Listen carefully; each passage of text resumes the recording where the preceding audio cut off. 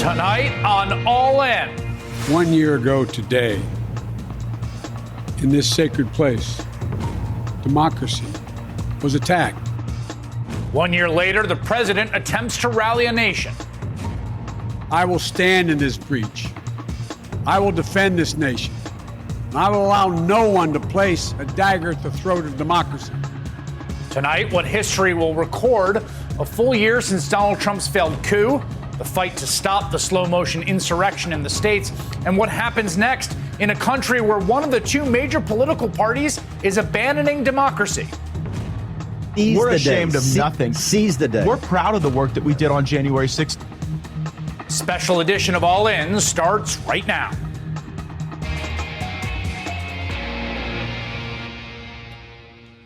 Good evening, I'm Chris Hayes. Today is January 6th, 2022, the one-year anniversary of a violent mob storming the U.S. Capitol in a deadly insurrection aimed at disrupting the peaceful transfer of power for really the first time in this country's history.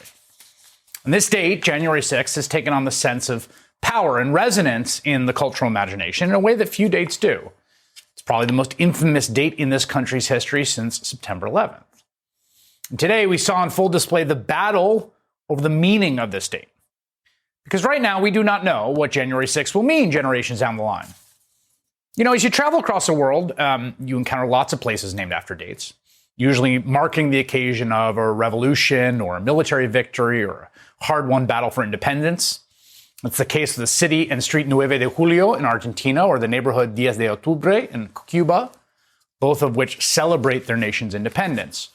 Or 26th July Street in downtown Cairo, celebrating the revolution that overthrew the monarchy in that country. Years from now, we could see something similar, celebrating January 6th. There could be plazas dedicated to the insurrectionists all over the country. Sounds preposterous now, but in the aftermath of the Civil War, it probably sounded preposterous that there would be an avenue named after Confederate General Robert E. Lee in Brooklyn, New York. General Lee Avenue exists as such to this day.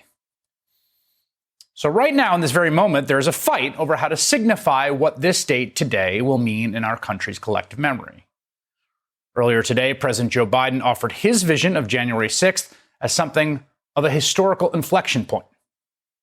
So now let's step up, write the next chapter in American history, where January 6th marks not the end of democracy, but the beginning of a renaissance of liberty and fair play.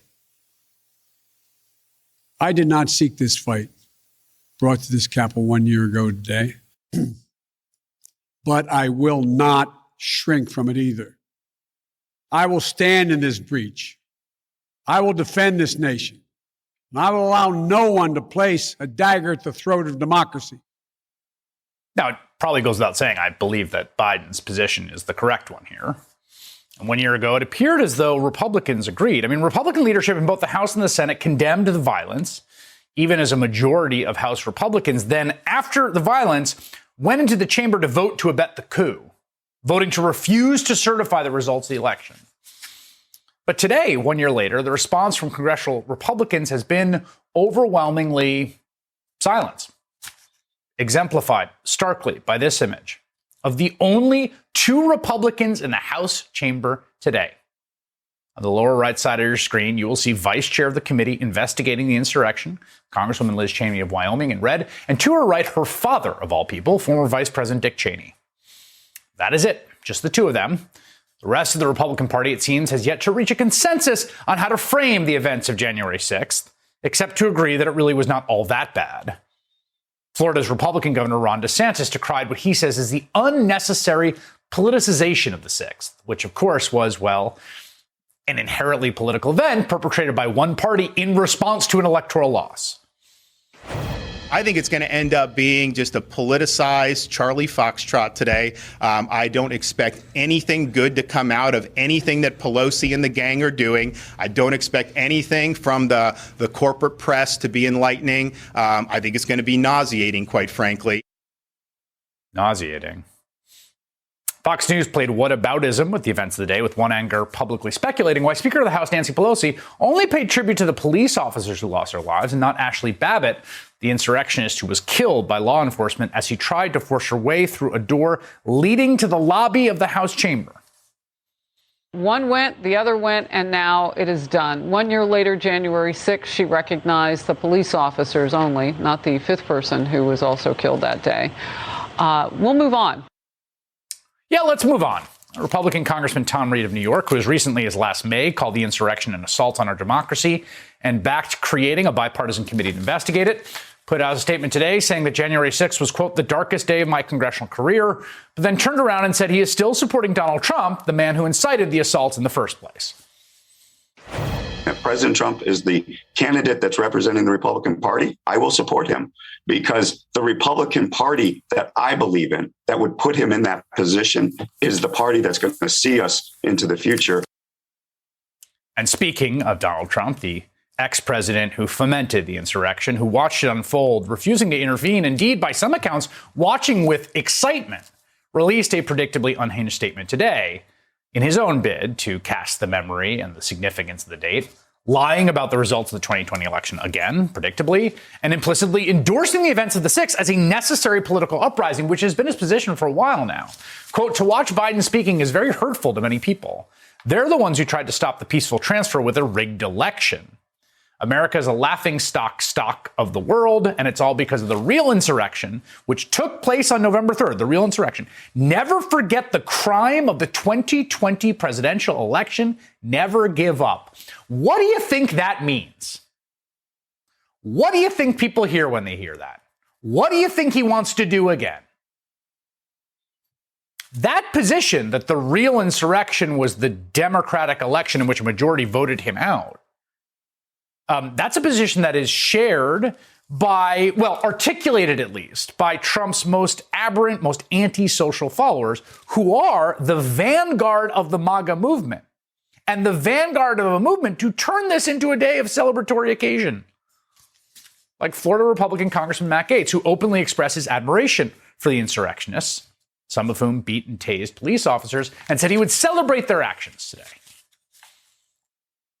We're ashamed of nothing. Seize the day. We're proud of the work that we did on January 6th to make legitimate arguments about election integrity. So we're going to make those arguments today in a press conference at 2:15, and we're actually going to go walk the grounds that patriotic Americans walked from the White House to the Capitol, who had no intent of breaking the law or doing violence. That is where the Republican Party will try to take this, mark my words. And the meaning of January 6th depends on what comes next. It's just not set. History doesn't decide. It gets made. Gaetz will not be the only one pushing ashamed of nothing line. There is a contingent, a faction in American life, a minority faction, but one that has essentially seized one of the two parties, that want to turn today into a holiday, an occasion to celebrate. And they could win if everyone who believes in American democracy, who believes, as I do, the core vision of a multiracial, multi-sectarian, self-governing people across all sorts of line of difference, commanding our own fate together collectively for ourselves. If all of those people across those lines of difference do not band together in the face of the people who refuse to be ashamed of their attack on that principle 1 year ago, then the recollection of this day could look very different in the future. Congressman Jamie Raskin is a Democrat from Maryland. He is a member of the House Select Committee to investigate January 6th. He was the lead impeachment manager for the second trial of Donald Trump for his role in the insurrection. He has a new memoir about the insurrection and its aftermath titled Unthinkable, and he joins me now. Congressman, what do you see as the importance of shaping the understanding of this day 1 year after it happened, 1 year after you were there with your daughter and your son-in-law? Well, it's everything. I mean, either people are going to understand that this is the expression of a basically fascistic movement that connects the highest reaches in the Republican Party and Donald Trump with violent fascistic street criminals, or they don't understand that. But we are up against a serious right-wing authoritarian attack on American political democracy. So if we allow it to be swept under the rug or trivialized or minimized by people like Matt Gaetz, then we are in very certain danger of opening the road to right-wing authoritarianism to take over American government.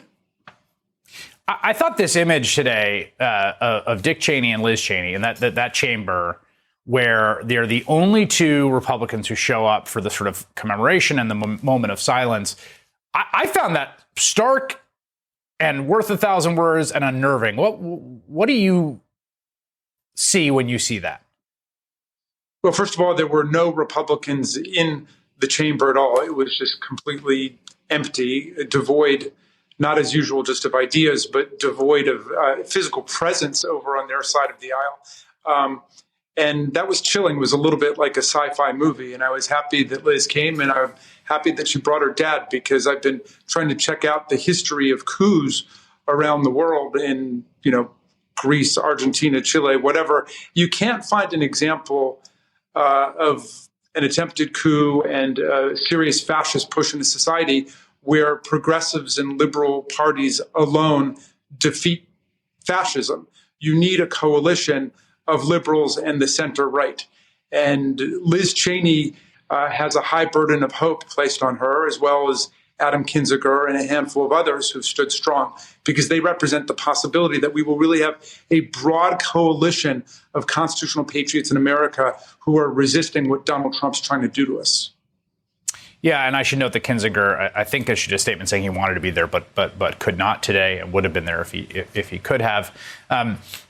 This question of accountability, which sort of haunts the spectacle. I mean, I think you have Republicans basically en masse not wanting to say anything.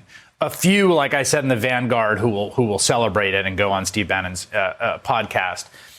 But there's also the question of a year later. I mean, who has really paid a price for this other than hundreds of sort of foot soldiers who have been arrested? Well, but that's an important point to make. Where, there are more than 700 prosecutions that are underway, which should give some comfort to people who feel like the Department of Justice isn't doing anything. But it also should be a very important message to Donald Trump's own followers that he's perfectly happy to send in these foot soldiers to go and essentially ruin their lives and put their families at risk and get people injured and killed. He wouldn't even come to our trial to defend his own conduct. He wouldn't even come and testify or turn anything over. He's a complete snowflake, and he's willing to get other people killed and other people hurt, including the people who've fallen into his cult. But he's not willing to stand up and to defend his own conduct. It's really disgraceful. Yeah, and in fact, you will note that while money has been taken from donors to pay for the president's legal defense and a few people in his inner circle, that largesse has not extended to the hundreds and hundreds of people who essentially answered his call to storm the Capitol on that day, which goes to your point. Well, and remember, he authorized his lawyers at the Senate trial when we pressed them on it to denounce the violence, and they said they thought it was disgusting and sickening, and nobody would ever utter a positive word for the insurrectionists on their side of the aisle, on their defense team. And of course, Trump now is saying that they greeted the police officers with hugs and kisses, and it was basically like the second coming of MLK's March on Washington. It's utterly fraudulent, and Donald Trump refuses to take a stand. Either he should denounce his lawyers for denouncing the insurrection, or he should, say that he's opposed to criminal violence. But he won't say that because fascist political tendencies like his are always surrounded by violence, and he has egged them on from the beginning. The Oath Keepers, the Three Percenters, the Proud Boys, the Aryan Nations, the militia groups, everybody who showed up that day, he has egged on their violence. Your book is excellent, and I recommend it highly. I've actually read it. We had a conversation about it. You have suffered a tremendous personal loss in the death of your son a little more than a year ago, and obviously living through this day. And you remain a fairly hopeful person. What gives you hope as you stare down the barrel of this year, as you do the work on the January 6th Select Committee, because I think there is a temptation to succumb to a kind of despair and doom watching just how malformed, how aberrant, how insidious the highest levels of one of our two parties has become. Well, first of all, thank you for reading my book. That gives me some hope that people are reading my book in a really serious way and engaging with it. But look, my dad used to say, when everything looks hopeless, you're the hope. And we don't have time for despair. And we don't have time for despondency, unfortunately. We've got to help people who are going through that, who have no other choice. But we need everybody out here engaging in democracy this year. We need everybody. That's why mental health is such a critical issue. But I look also to the past. I look to Frederick Douglass, who is a great Marylander, who said power concedes nothing without a demand. It never has, and it never will. I look to Abraham Lincoln, who I quoted on January 6th a year ago on the floor, who said that if doom and downfall ever come to America, it will not come from monsters abroad. It will come from the monsters within who are here. And by that, he meant violent white supremacy and vigilante violence. And he talked about a mob attack on a newspaper editor, Mr. Lovejoy, who was killed, who was an abolitionist who was killed by a racist mob. But we also finally have to look, and most importantly, we've got to look, Chris, to the future and to the young people, because this generation of young Americans, they are beyond everything that Donald Trump wants to pump into the blood of America. They're beyond the poisons of racism and anti-Semitism and misogyny. They're beyond all of that. And we just have to galvanize the young people to get engaged, which is why my whole campaign has been turned over to Democracy Summer, a project sponsored by the D-Trip now to try to get young people involved integrally and passionately in this election year. We need all hands on deck because the Democratic Party today is the democracy party. Yeah. FDR used to call us the democracy, and that's really who we are at this point. All right, Congressman Jamie Raskin, the memoir Unthinkable is out now. We talked about it at length on my podcast, Why Is This Happening? That will be out next week. You're also, Congressman Raskin, the subject of a new MSNBC Films documentary, Love and the Constitution, which is premiering here Sunday, February 6th. Congressman, thanks so much for your time tonight. And thank you so much for having me, Chris. Our coverage of what happened a year ago has never truly ended. We cover it every single night, the ongoing assault on democracy.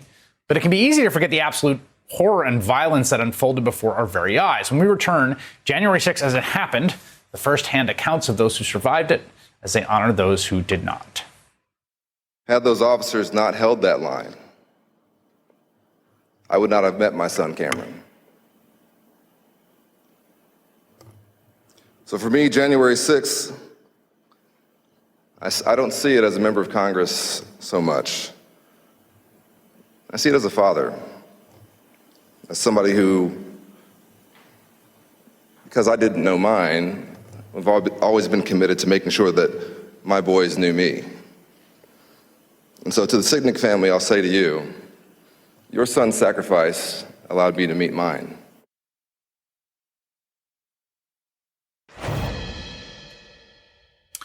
Earlier tonight on the steps of the Capitol building, a group of lawmakers held a candlelight prayer vigil marking the anniversary of the insurrection and honoring those who defended the Capitol and those who lost their lives. It's been a day full of remembrances in commemoration of the worst attack on American democracy, frontally at least, since the Civil War. But as President Joe Biden noted in a speech delivered in Statuary Hall at the Capitol, in order to really comprehend what happened 1 year ago, you have to bring yourself back to the terror of that day. Roseanne Boyland was 34 when she died at the Capitol on January 6. 3 days later, I learned she was from my hometown.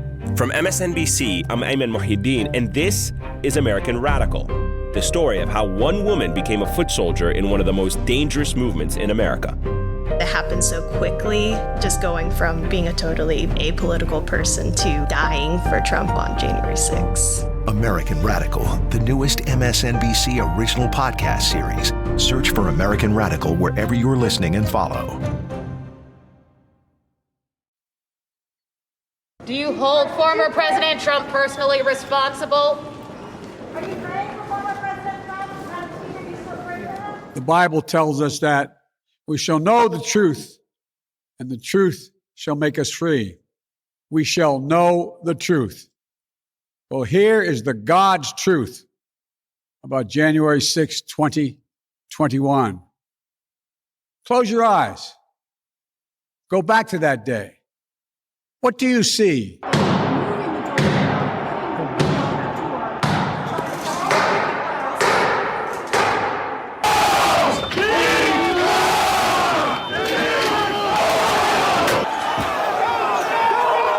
Rioters rampaging, waving for the first time inside this Capitol. Confederate flag that symbolized the cause to destroy America.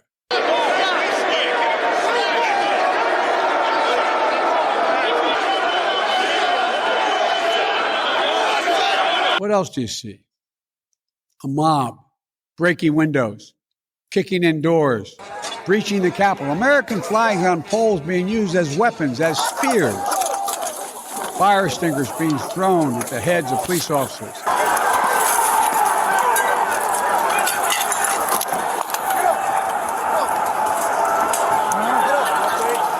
We saw with our own eyes. Rioters menaced these halls, threatening the life of the Speaker of the House, literally erecting gallows to hang the Vice President of the United States of America. Can I speak to Pelosi? Yeah, we're coming. Oh, my kids, we're coming for you too, traitor.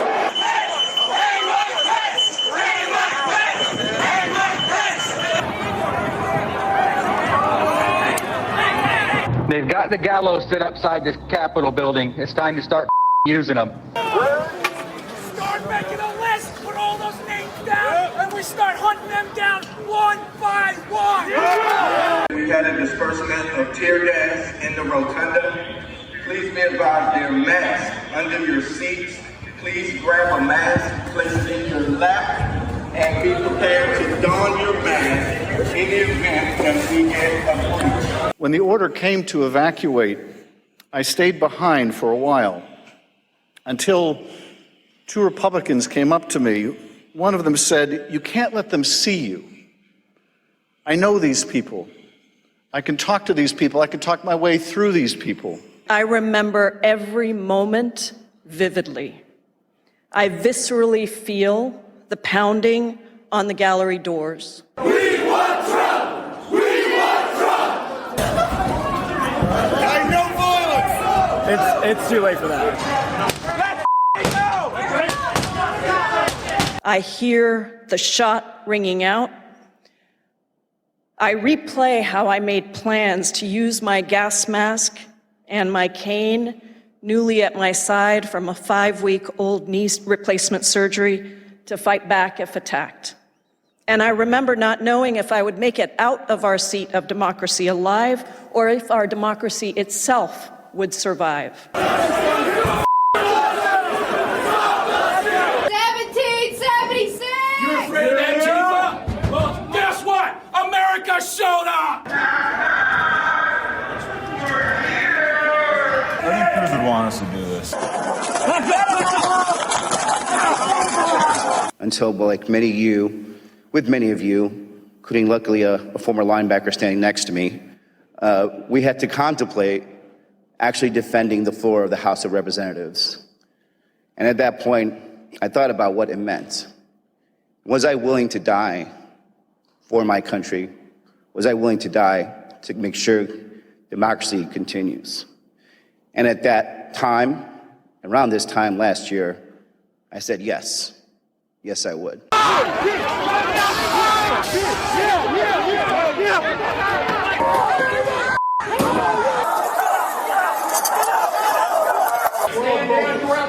There's a million of us out there, and we are listening to Trump. You're the boss.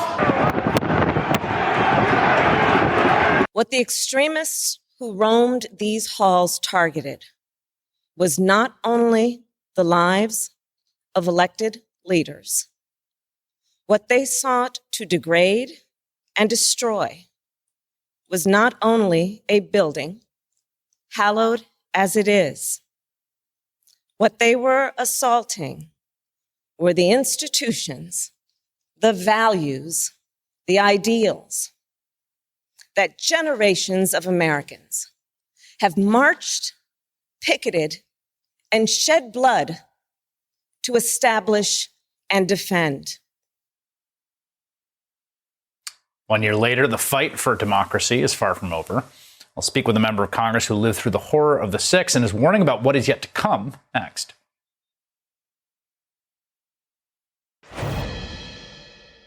One year later should be a simple, solemn commemoration of what happened and a collective, unified determination to never let anything like that ever happen again.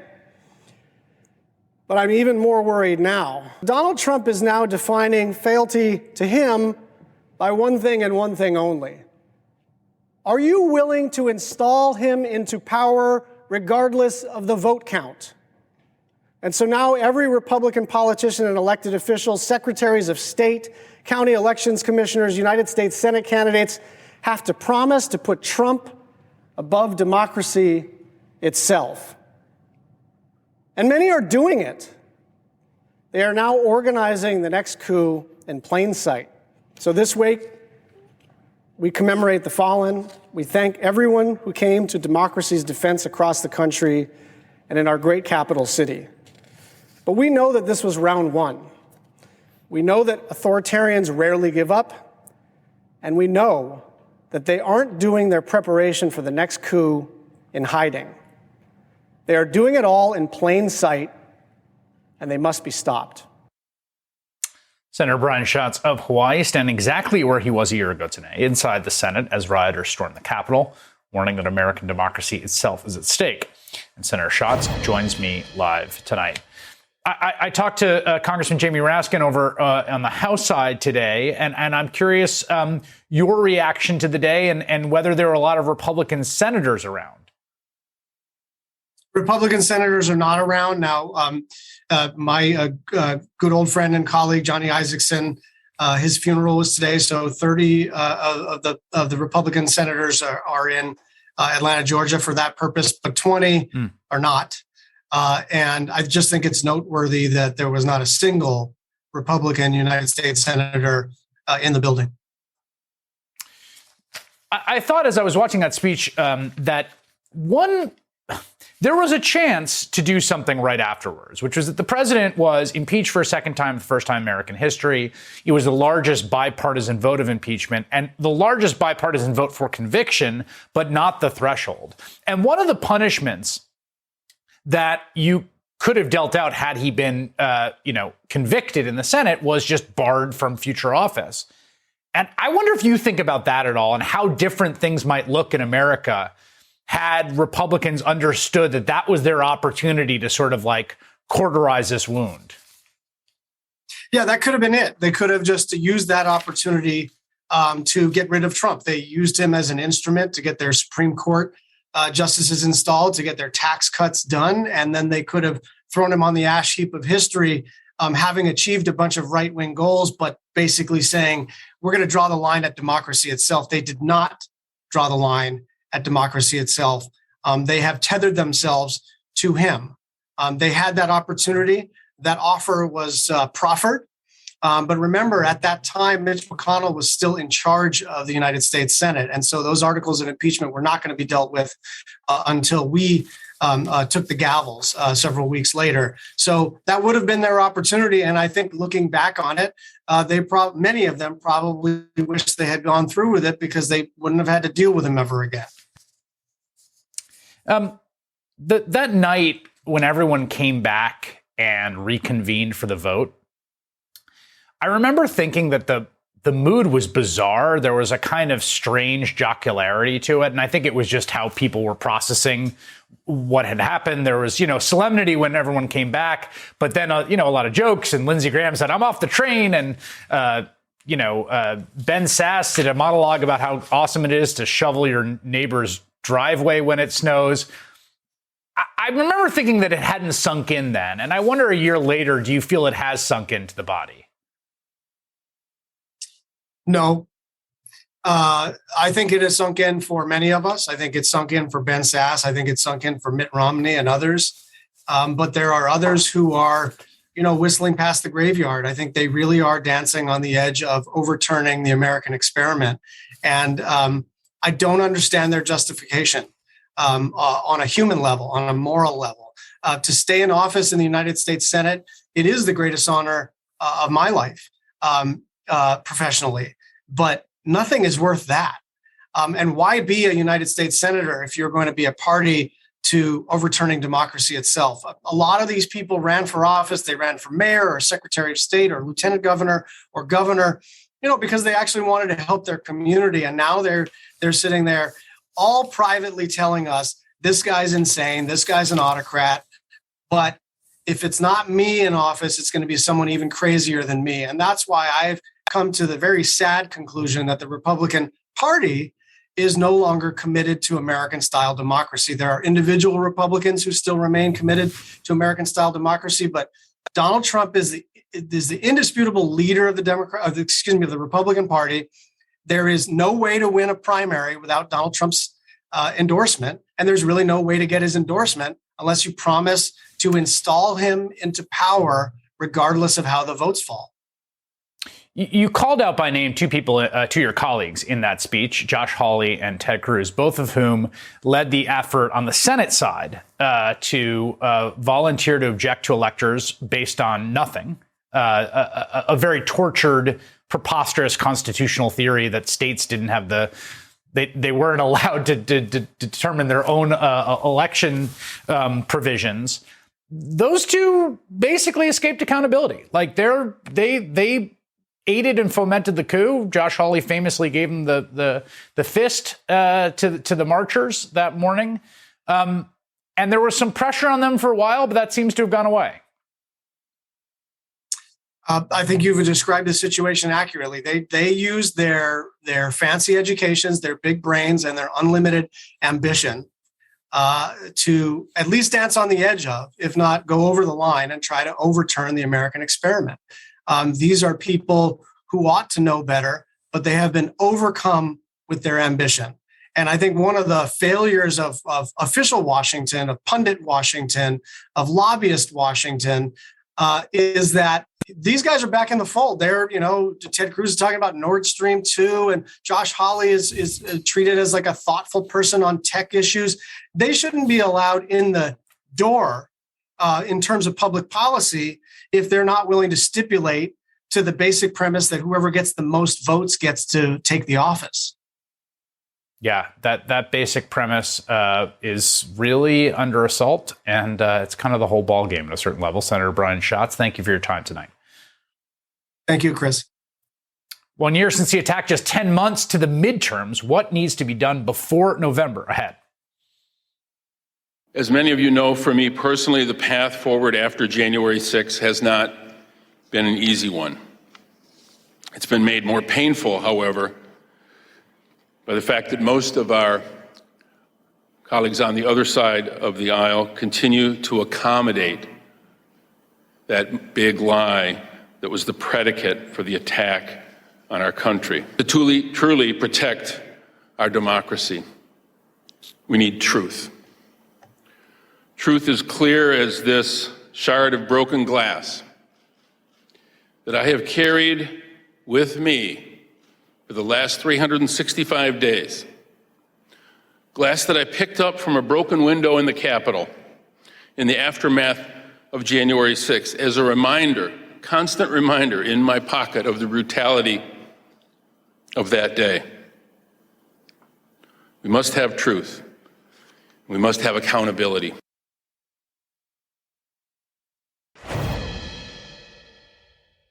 It's often the case when people live through violent events or tragedies, they come out on the other side of it with some sort of trauma. In fact, the nation right now is living through the enduring trauma of COVID and the lives we've lost to that.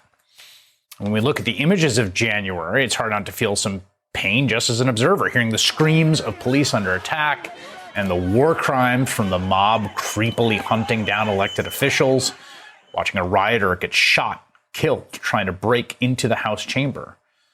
Today, members of Congress who were inside the Capitol and was happening share their very personal stories. They were moving, and I just want to play a few of them for you. January 6th was my 4th day in office. January 6th was my first time ever to the House gallery. My team had to walk me there because I didn't know how to get through the Capitol yet. I'll never forget the buzzing of the escape hoods, the fear when I couldn't open the packaging, the sound of the doors closing and being locked, introducing myself to my colleagues as we were hiding under the chairs, Annie Custer grabbing my hand, fashioning weapons out of stanchions and pens and my high heels, ready to take on the rioters who were banging on the doors behind us, climbing over chairs and under rails, not sure where the rioters were and if we were going fast enough to escape them. I remember I was laying on the floor and I had just a very little bit of juice left in my cell phone. And I wanted to call my husband. I wanted to call Stan. I was afraid to say, I love you, because it harkened back to September 11th and those last calls. So I just said, I'm all right. Tell the kids I'm all right. They are going to get us out of here. And I hung up the phone. I reflect on that day being trapped in the gallery, ultimately praying for all of our safety and peace in our nation. I also reflect on just how close we were to losing it, to losing our democracy. Those of us trapped in the gallery, we lived it, ducking, crawling under, over railings, hands, knees, the sounds, the smells. We had a front row seat to what lies, hate, or plain old misinformation conjures. We went from victims to witnesses, and today we are messengers. We reflect on the fact that January 6th was about so much more than an effort to break into a building. It was an effort to break down our institutions. A year later on this sober anniversary, the question of what American democracy will be is very much an open one. Democrats have 10 months until the next election to save it.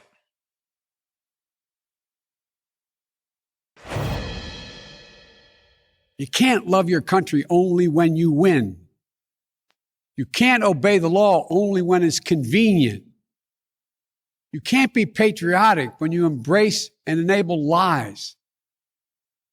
Those who stormed this Capitol, and those who instigated and incited, and those who called on them to do so, held a dagger at the throat of America, at American democracy.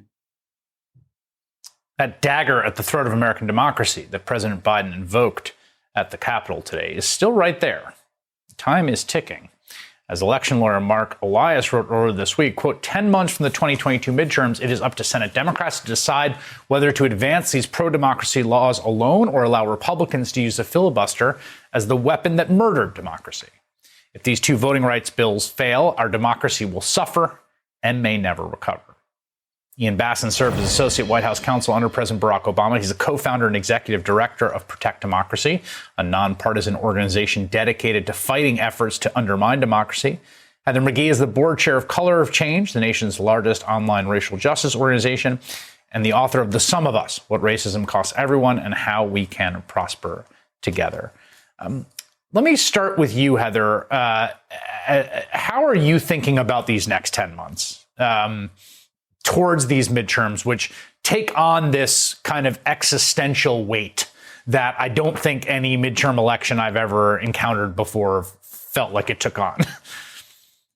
It does, because it feels like, because of the baked in counter-majoritarian weight of and structure of the U.S. Senate, combined with the rules that Republicans at the state level have put into gerrymander the House and to suppress the vote, we have a situation where we are looking at a question of, do we have a pro-democracy, not a Democratic Party, a pro-democracy party? Because we only have one of those, sadly, in this two-party system right now, that is willing to do everything to preserve the American experiment. And so I agree with the idea that there are 10 months here that we have. And obviously the thing that's standing in the way is an arcane Senate rule that allows people who represent 41 million fewer people than the Democratic Party to hold up a set of democracy reforms that have nearly supermajority support across the country. And so that is the silver bullet. It is filibuster reform. I was glad to see President Biden finally come out and very, full-throatedly endorse it. And here's where we are. Yeah, and I will say, I mean, we've been round and round in circles, obviously, on this for a very long time. They're pushing again. There's questions about the conversations in Sinema and Manchin. People who are close to this effort will point out that there has been tremendous progress already made in the number of senators who have come over to the side of rules change for this purpose, which is significant and you shouldn't lose sight of. Ian, how are you thinking from your perch about these sort of next 10 months in the context of preserving these bulwarks of democratic representation? Well, clearly, step one next week is the filibuster. And I think we should understand a couple of core facts about it. First, we are the only advanced democracy in the world that now effectively has a supermajority requirement for basic legislation. Yep. Second, contrary to arguments that the filibuster fosters bipartisanship, it's the exact opposite. We did some data analysis, and over the past 30 years, nearly 80% of bills blocked by the filibuster were bipartisan, with the average supported by 5 senators from the other party. Congress would have been much more bipartisan without the filibuster. Third, contrary to the argument that without the filibuster, we'd see wild swings in legislation that would destabilize the country, we went the first 200 years as a nation without regular use of the filibuster and became the strongest country on earth. It's only in the past 12 years that the filibuster has been abused that America's lost its shine in the world. And lastly, we have been here before. After the passage of the 15th Amendment, guaranteeing African Americans the right to vote, Southern Democrats imposed all manner of restrictions, from poll taxes to literacy tests to thwart it. So in 1890, Republicans in the House passed the Lodge Act, which would have created a federal backstop to prevent Southern attacks on democracy. It was filibustered by segregationists in the Senate and died. And with it, democracy died in the American South for the next 75 years. We cannot let that happen again. That is a great precedent to cite there. And I had sort of encountered that before, but had kind of forgotten about that specific 1890 fight over this. And I think also it's important, Heather, I mean, my perspective on this is, in politics in general, in American politics and democratic struggle, small d democratic struggle, there's no permanent victories, no permanent defeats. And I think it's important for people to understand that in this context, because the work's got to continue. This idea that people have to be engaged at the ground level, in a state of kind of quasi-permanent emergency is a hard thing to hear, but I think the truth. No, it's absolutely true. I mean, I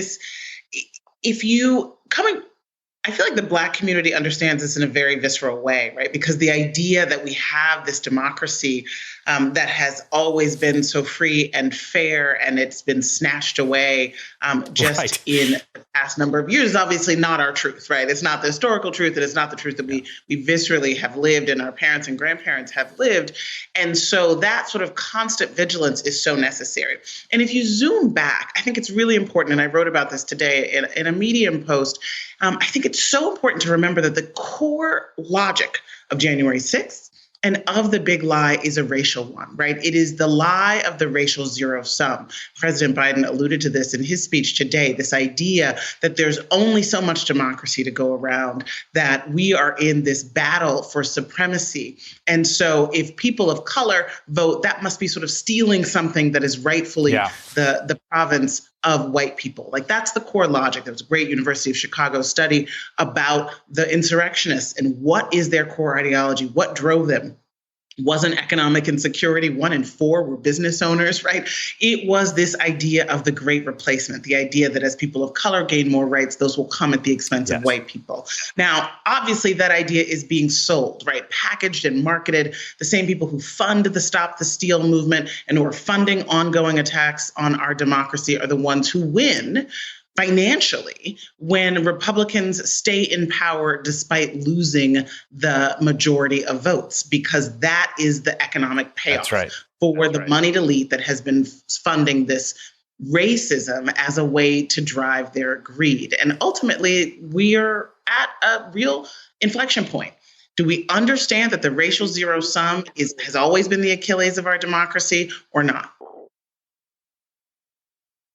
Ian Bassin and Heather McGhee, great to have you both on this night. That does it for All In. You can catch us every weeknight at 8 o'clock on MSNBC. Don't forget to like us on Facebook. That's facebook.com/allinwithchris.